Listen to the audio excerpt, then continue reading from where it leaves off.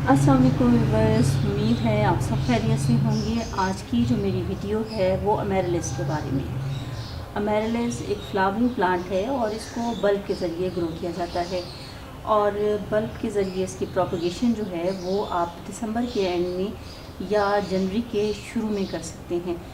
वैसे तो थोड़ा बहुत टाइम आगे पीछे हो जाए तो भी ये बहुत अच्छे से ग्रो करता है, लेकिन बेस्ट टाइम जो है वो दिसंबर का एंड या जनवरी का शुरू है, जिसमें आप इसके ज़रिए एक न्यू प्लांट जो है ग्रो कर सकते हैं।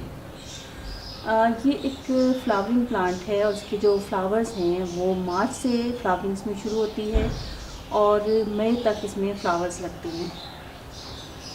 ये एक सन लविंग प्लांट है और सूरज की रोशनी इसको पसंद है। कोई भी फ्लावरिंग प्लांट हो उसको सूरज की रोशनी की ज़रूरत होती है। ये प्लांट जो है आप इसको अगर आपने इसको पॉट में लगाया हुआ है तो कोशिश करें कि इसको ऐसी जगह पे रखें जहाँ पे इसे दोपहर की तेज़ धूप अगर ना मिले तो इसके लिए बेहतर है, क्योंकि उस सूरत में ये होता है कि इसके तेज़ धूप जब इस पर पड़ती है तो इसके जो फ्लावर्स हैं वो जल्दी ख़त्म होना शुरू हो जाते हैं। मेरे ये जो फ्लावर्स हैं इनको तकरीबन 3 दिन हो गए हैं खिले हुए और आप देख रहे हैं कि ये अभी भी फ्रेश हैं।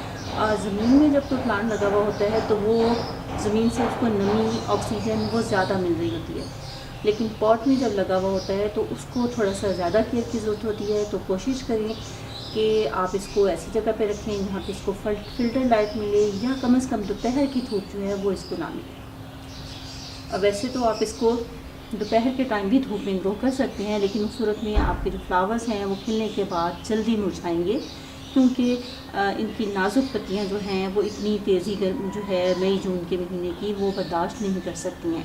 लिहाजा आपने इसको अगर कर सकते हैं तो इसको ऐसी जगह पे रखें जहाँ दोपहर की धूप इसको ज़्यादा देर के लिए ना मिल सके। इसके अलावा जैसा कि मैंने बताया कि ये सन लविंग प्लांट है तो इसकी सॉइल जो है वो जल्द ड्राई होगी, तो उसके लिए ज़रूरी है कि आप इसको रेगुलर बुनियादों पे पानी दें। रेगुलर इसको अगर पानी आप देंगे और इसकी सॉइल अगर वेल ड्रेन्ड ना हो या इसका बॉटम होल बंद हो तो पानी जो है इस पॉट में ठहरेगा तो बल्ब को भी नुकसान पहुंचाएगा और आपका प्लांट ज़ाया भी हो सकता है।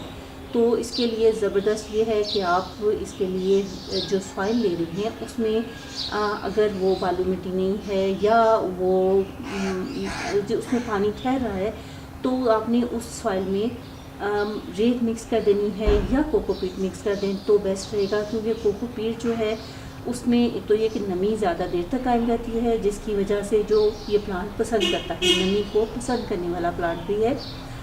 इसकी सॉइल को मॉइस्ट रहना पसंद है।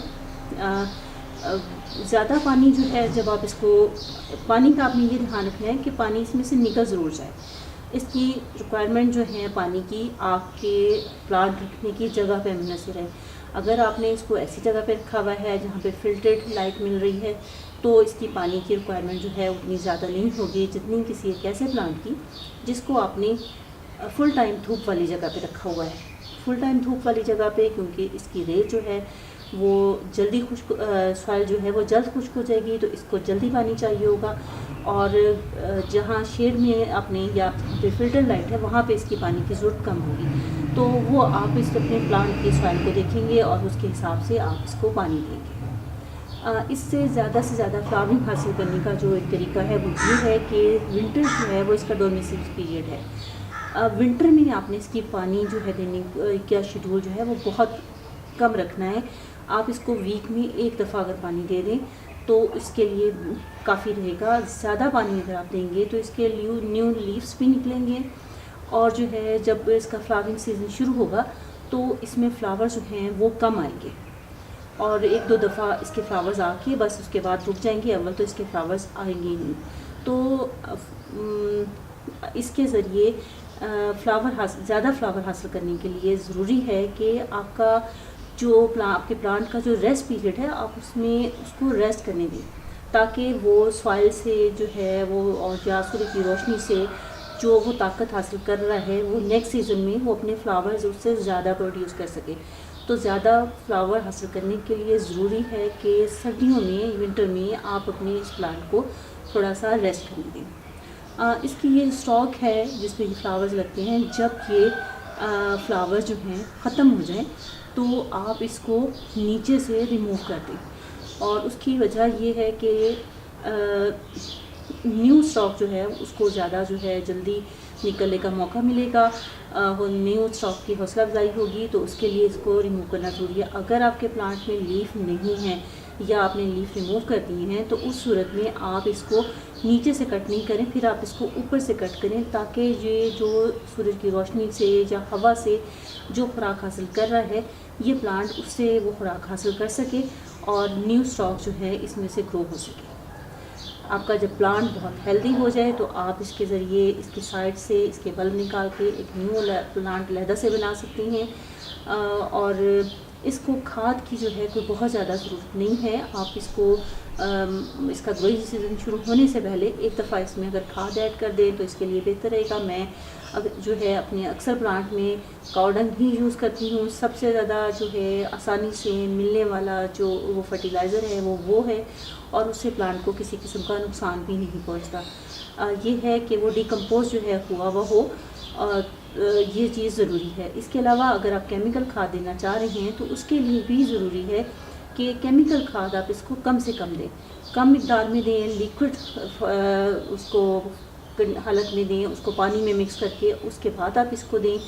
पानी देने से पहले इस खाद डालने से पहले इसको अच्छे से पानी दे दें और उसके बाद आप खाद यूज़ करें। खाद जो है किनारों की तरफ से यूज़ करें ताकि डायरेक्ट जो है वो बल्ब को नुकसान ना पहुंचाए। और उसके अलावा एक और बात कि खाद जो है वो सुबह के टाइम या शाम के टाइम आप इसे दें।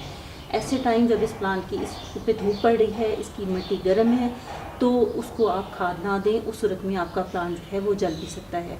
उम्मीद है आपको वीडियो पसंद आई होगी और आपकी इन्फॉर्मेशन में ज़रूर कुछ इजाफ़ा हुआ होगा। आइंदा आपसे फिर मुलाकात होगी। अपना और अपने प्लांट्स का खूब अच्छे से ख्याल रखिए। अल्लाह हाफ़िज़।